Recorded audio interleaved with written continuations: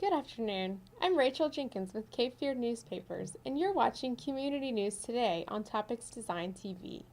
We bring you all the latest news from Pender, Duplin, and Onslow counties. Our first news item for today comes from the Pender Chronicle.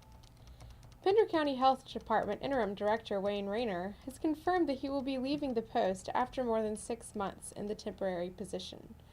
Rayner, a retired health professional who now takes consulting jobs, came aboard October 7th to fill the gap left by the retirement of long-term director Dr. Jack Griffith and his assistant Gwen Smith. The two left after months of charges and countercharges of backbiting, discrimination, mismanagement, and a conspiracy to oust the two department leaders. Enter Rayner, who said at the time his position was open-ended while the Board of Health searched for a permanent director. The board had recently selected a replacement, but the candidate had already accepted another job. Rayner said it should just be a matter of weeks before the board settles on another director. In the meantime, there are other retired public health directors who could fill the gap if needed, he said. The department needs a permanent director, Rayner said. Hopefully it will be someone who can carry on what we've been doing. During the fracas at the health department last year, 2 outside studies were completed that showed the agency did need some work on how it operates and on the morale of the staff. Later, while rummaging through some boxes, about $200,000 in unfilled charges to Medicaid were found and eventually paid. Rayner's primary work has been to reorganize the offices in the health department building to improve the flow of patients. He also has instituted a system of getting suggestions for improvement from the staff. He retired as a public health director from the Cumberland County Board of Health in 2009, where he had served since 2003. Prior to that, he served as health director in Harnett County and worked in a variety of women's and children's health programs for the North Carolina Department of Health and Human Services. He also served as president of the NC Association of Local Health Directors and was voted Health Director of the Year in 2001. Rayner said he will be taking a position he would not identify, but that is closer to home in Fayetteville. Driving 90 miles a day one way was too much in wear and tear, Rayner said. I've been going back home once a week instead and living in temporary quarters. This job has been good for me, and I think the county, he added, but the county needs a permanent director. The health board was scheduled to hold a special meeting April 11th to consider applications for the permanent post. In other Pender County news, the turtles are coming. There are 22 sea turtles unlike any others. They're even unlike each other. What is the same? They all strike the same pose, cost $1,000 to temporarily adopt, are meant to raise money for the new Karen Beasley Sea Turtle Rescue and Rehabilitation Center under construction in Surf City. And all are works of art. The fundraiser was an invention of the Young Surf City Art Guild as a way of getting the art community and the general community together, volunteers said. Artists were matched with sponsors and designs and went to work transforming the stark white fiberglass forms of sea turtles in mid-swim stroke.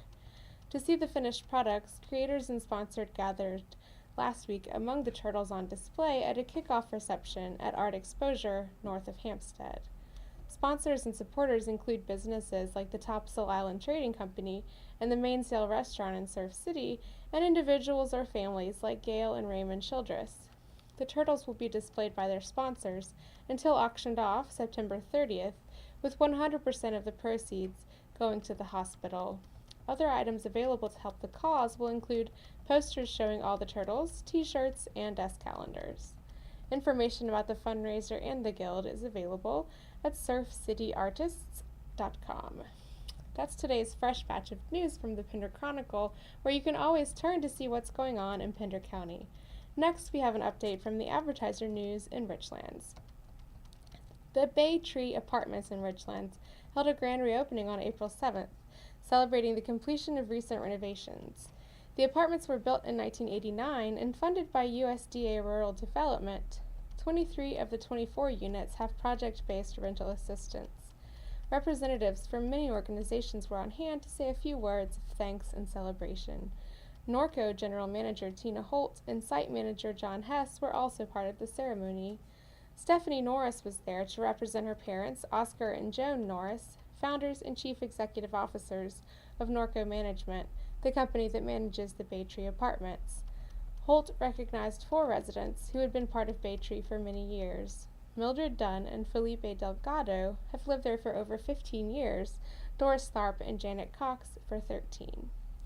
Chuck Newcomer, representing CAHEC, Community Affordable Housing Equity Corporation, said the hardest thing to do is to take an older complex and bring it up to modern standards. He commended Bay Tree's staff for not just providing affordable housing, but maintaining affordable housing. Richland's Mayor Pro Tem McKinley Smith said, "We're just proud to have you here and to be part of our city. Without you, the city would not be what it is today." He said the improvements to the apartments are a positive thing for everybody here. William Moore, a representative from Congressman Walter Jones's office, highlighted the partnership aspects of Bay Tree, which draws on funds and resources from CAHEC, USDA Rural Development, and others. "It's all about reaching across, having partners, getting things done," Moore said. State Director of USDA Rural Development Randall Gore, who used to be a multifamily housing specialist, said the whole project depends on the dedication of the people who carry it out. "Had it not been for good, honest, hard-working owners and managers, imagine what this property would be today," he said. Stephanie Norris asked all present to write letters or make phone calls to say thank you to the legislators who provide government funding for Bay Tree and similar projects. After the words of encouragement and gratitude, the group held a ribbon cutting for the updated version of the Bay Tree apartments. A team of 8th grade students from Beulahville Elementary School attended the 33rd Annual Eastern North Carolina High School Mathematics Contest at East Carolina University in Greenville on March 29th. They competed in Algebra 1 and Geometry. 44 schools were represented with 581 students competing. They had 80 minutes to complete a 40-question multiple-choice test. They couldn't use calculators at all, said Amy Kennedy, a math teacher at Beulahville Elementary, who helped prepare the students and coordinate the trip. "We provided them with sample tests for them to use to prepare with." Another group competed on April 7th at Coastal Carolina Community College. "It's basically the same competition, but it's 2 different locations," said Kennedy. The CCCC group was made up of 7th and 8th graders, with the younger students competing in Algebra 1 and the 8th graders in Geometry. "In choosing students to represent the school," Kennedy said, "we based it on their performance, specifically their grades in math from the first semester.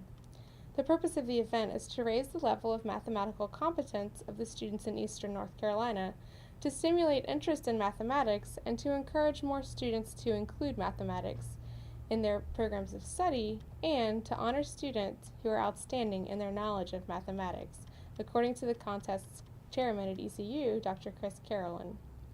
Kennedy said the contest was a good experience for the BES students, and she hopes they will have other opportunities to participate in similar events.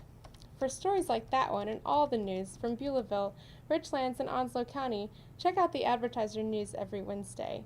We're going to take a short break for commercial messages, but then we'll be right back with more news. Thank you.